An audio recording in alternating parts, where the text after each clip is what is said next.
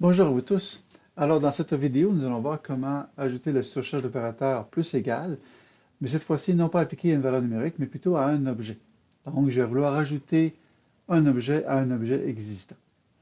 Alors je vais dans le point H, et dans le point H, je vais créer ma surcharge d'opérateur.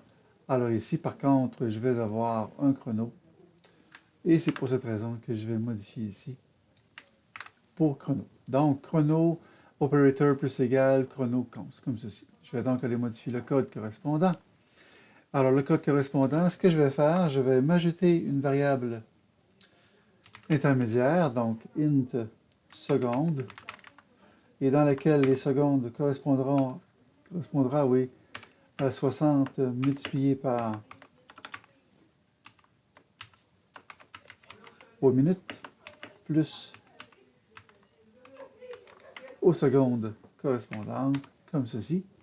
Et puis, par la suite, je vais copier le code qui est ici, que nous avions tout à l'heure, puisque nous allons vouloir par la suite simplement ajouter les secondes que nous aurons inscrites. Alors j'ai ici C1 qui vaut 2 minutes 30 et C2 qui vaut 12 minutes 5 secondes. Alors je devrais me retrouver à 14 minutes et 35 secondes. Et lorsque j'exécute et je regarde, effectivement j'ai 14 minutes et 35 secondes. Alors, ce que j'ai fait, j'ai ajouté la surcharge d'opérateur plus égale dans la section publique, mais cette fois-ci, je lui ai dit que je recevrais un chrono.